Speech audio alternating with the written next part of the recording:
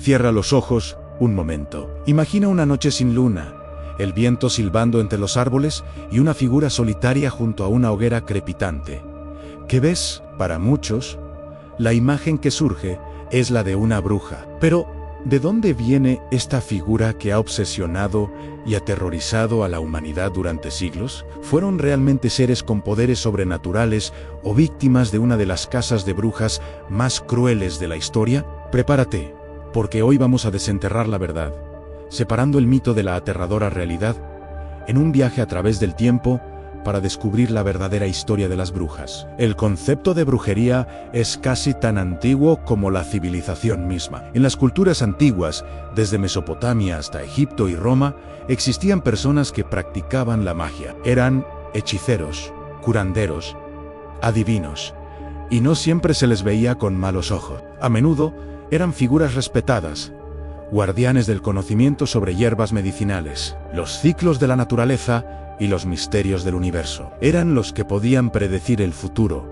curar a los enfermos o asegurar una buena cosecha. Pero con el tiempo, esta percepción comenzó a torcerse. La magia que no se entendía empezó a temerse. El punto de inflexión llegó en la Europa medieval. Con la consolidación del cristianismo, cualquier práctica que no encajara en los dogmas de la Iglesia era vista con sospecha. La magia pasó de ser un arte antiguo a ser considerada obra del diablo. En 1486, dos inquisidores alemanes, Heinrich Kramer y Jacobs, publicaron un libro que cambiaría la historia para siempre, el Malleus Maleficarum, o el martillo de las brujas. Este libro no solo afirmaba la existencia de las brujas, sino que detallaba cómo identificarlas, procesarlas y castigarlas. Se convirtió en el manual de los cazadores de brujas, una guía para la paranoia y la brutalidad. Según el libro, las brujas eran en su mayoría mujeres, porque se las consideraba más débiles,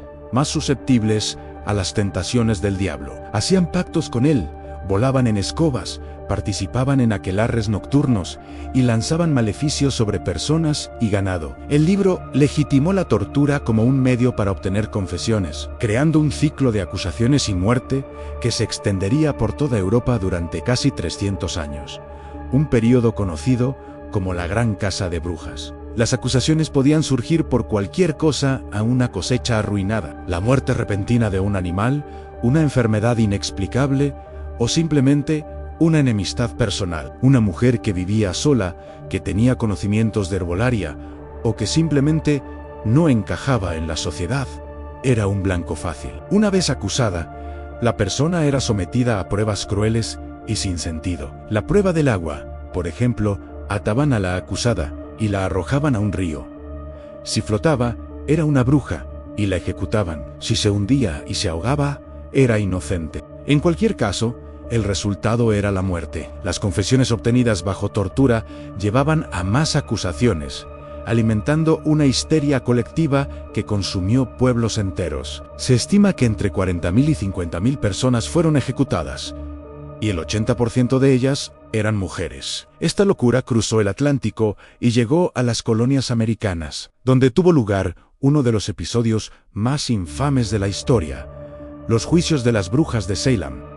Todo comenzó en 1692, en el pequeño pueblo de Salem, Massachusetts. Un grupo de chicas jóvenes, incluyendo la hija y la sobrina del reverendo Samuel Parris, comenzaron a tener comportamientos extraños, sufrían convulsiones, gritaban y decían sentir como si las pincharan con agujas. Los médicos no encontraron una explicación física, y la conclusión fue aterradora, era obra de brujería. Las chicas acusaron a 3 mujeres de la comunidad Antituba, una esclava del Caribe, Sarah Good, una mendiga, y Sarah Osborne, una anciana enferma. Bajo presión e interrogatorios, Taiteva confesó haber hablado con el diablo y describió encuentros con otras brujas, desatando una ola de pánico y acusaciones en toda la región. Lo que siguió fue un frenesí de histeria. Las acusaciones se multiplicaron. Los testimonios en los juicios eran absurdos,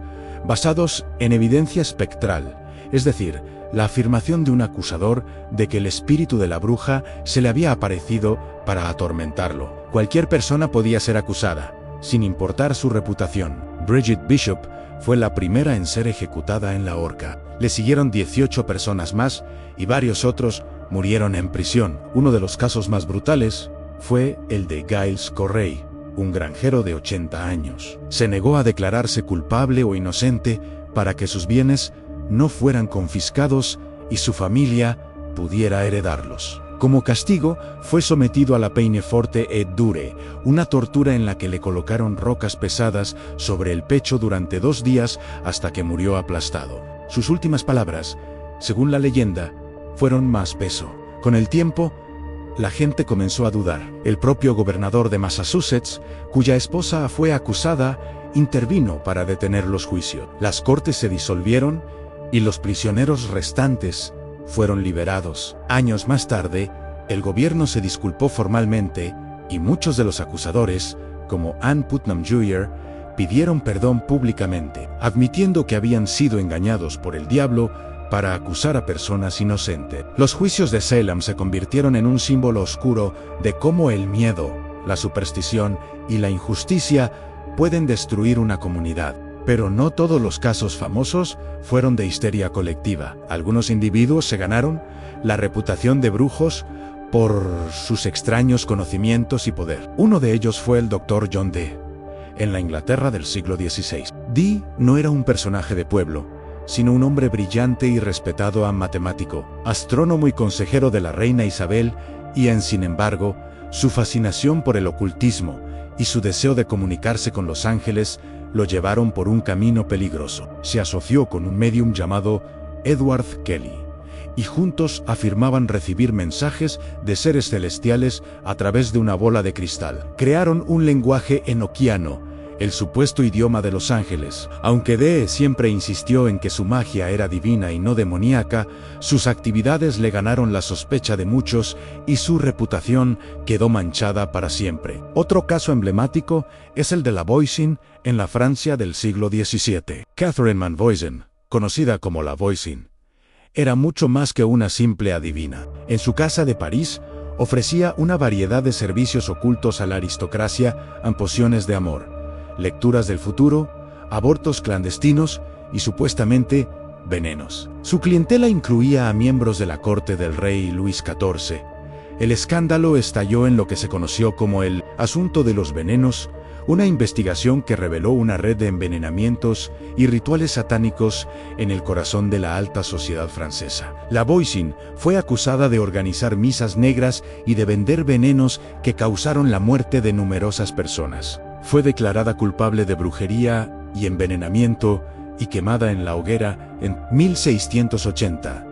Su caso demostró que la creencia en la magia oscura no se limitaba a los pueblos rurales, sino que también prosperaba entre los más ricos y poderosos. Entonces, ¿qué eran realmente las brujas? La historia nos muestra que la bruja ha sido una etiqueta utilizada para marginar y perseguir a aquellos que eran diferentes. Mujeres independientes curanderas con conocimientos ancestrales, personas con enfermedades mentales o simplemente chivos expiatorios para las desgracias de una comunidad. La figura de la bruja con sombrero puntiagudo y verruga en la nariz es una caricatura, una simplificación que oculta una historia de sufrimiento, injusticia y miedo. Hoy en día, la figura de la bruja ha sido reapropiada. Para muchos, especialmente en movimientos como la Wicca, ser una bruja significa conectar con la naturaleza, honrar lo femenino y practicar una espiritualidad centrada en la tierra y el equilibrio. Ya no es una figura de terror,